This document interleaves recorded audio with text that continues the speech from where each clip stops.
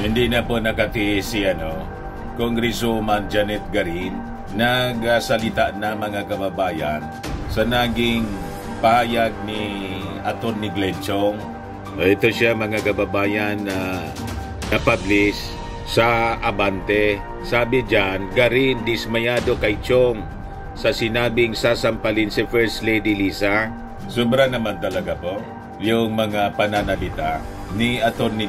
Glenn Chong. Kawalang respeto sa ating mga kababaihan.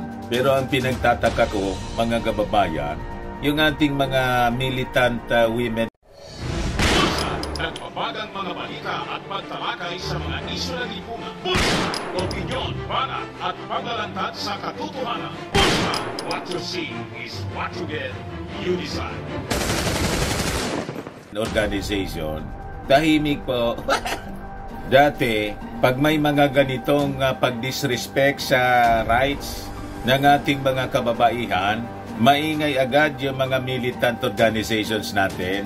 Pero ngayon po, tahimik. Siyempre naman niya Mr. Maravillas, ang dinisrespect First Lady Lisa Marcos, isang Marcos. Oo nga pala, no?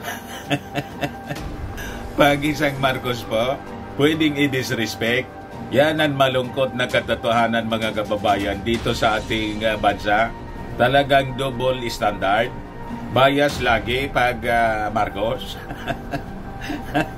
Diba? Try ninyong i-disrespect yung mga kaalyado nila. Chorus mga kababayan agad ang condemnation. Pa-interview rito, pa-interview doon. Pero tingnan ninyo mga kababayan, yung ating First Lady po, di man nagre-react, inignore na lang yata, alangan man hindi ito nakarating sa kanya, di ba?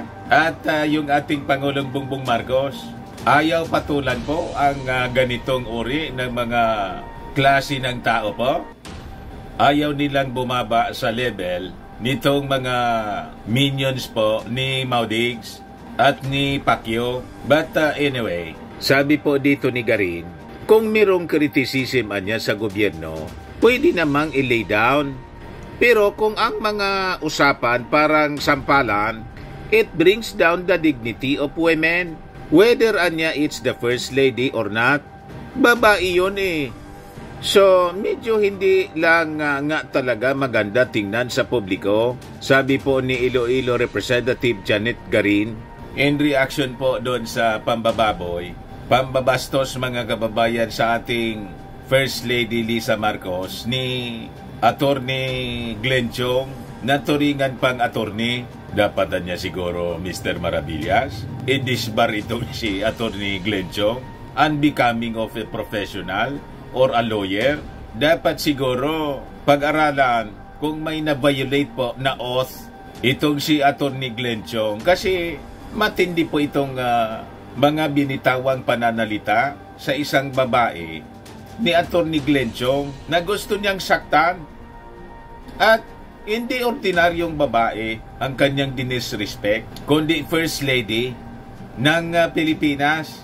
So sabi po ni Congresswoman Garin, bilang isang babae ulit at bilang isang nanay, bilang isang Pilipino, you don't want your citizens doing that in public.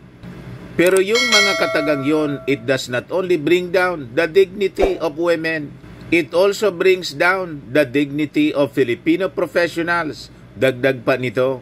So parang sinalaula lang mga kababayan ni Atty. Glenn Chong yung kanilang profesyon. Siguro baka pwedeng pag-aralan ito ng Integrated Bar of the Philippines. Kung nararapat ba ito na manatili si Atty. Glenn Chong bilang abogado at kasama ninyo dyan sa Integrated Bar of the Philippines. Di ba kahiya-hiya ang kanyang ginawa sa inyong profesyon?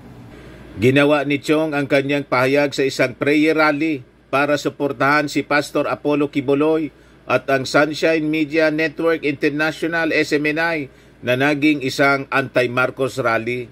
Nakakita ka na prayer rally po na may bantang sampalan at may banta pang lumusob sa Palasyo Malacanang, yung dating Pangulong Digong. Kaya sabi ni Garin, Women's Month pa naman ngayon kasi nung pinalaki ako ng aking mga magulang, ang pagkakaintindi ko, tayo mga Filipino, tinuruan tayo ng habang tayo ay lumalaki, nandoon pa rin ang respeto. There are many ways anya to express your anger. Kung meron kang galit, pero pag sinabi mo kasing magsampalan, pabalik-balik ang sampalan, yung pinapakita mong demeanor sa mga kabataang Pilipino ay hindi maganda. Parang sinasabi mo na tuloy sa mga bata, okay, natural lang ang manampal ka, may rason man o wala. So it's a very bad example, especially to our children. And coming from a professional, from a lawyer, medyo nakakagulat. May punto po mga kababayan si Congresswoman Janet Garin sa kanyang mga pahayag.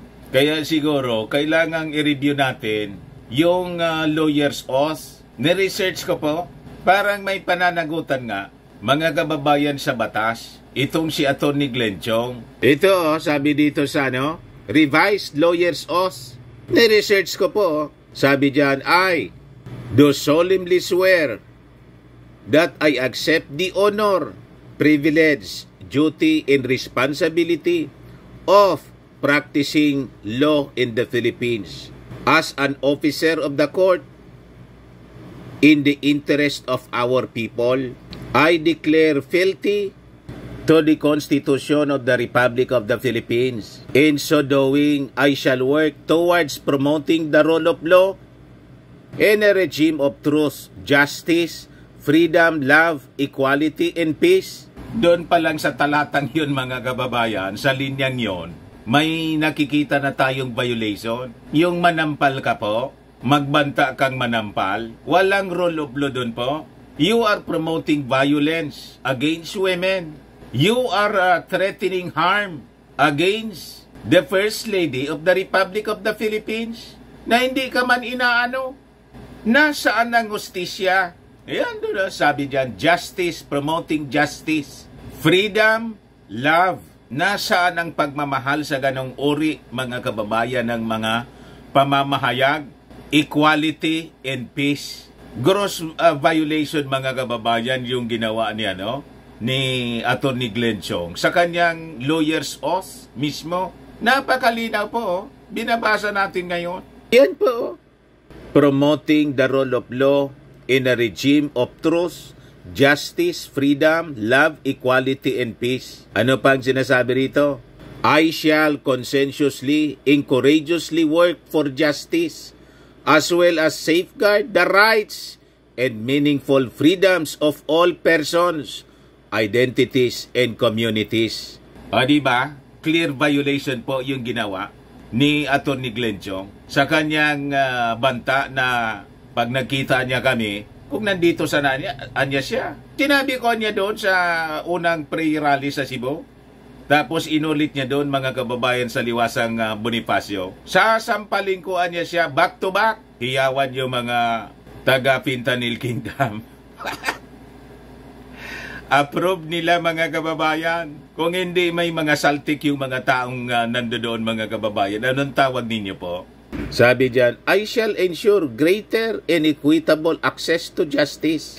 I shall do no falsehood, nor shall pervert the law to unjustly favor or prejudice anyone. I shall faithfully discharge these duties and responsibilities to the best of my ability, with integrity and utmost civility. Yung manakot kang sasapakin mo, magbanta kang sasapakin mo, ang isang First Lady, ano ang tawag mo doon? Civility?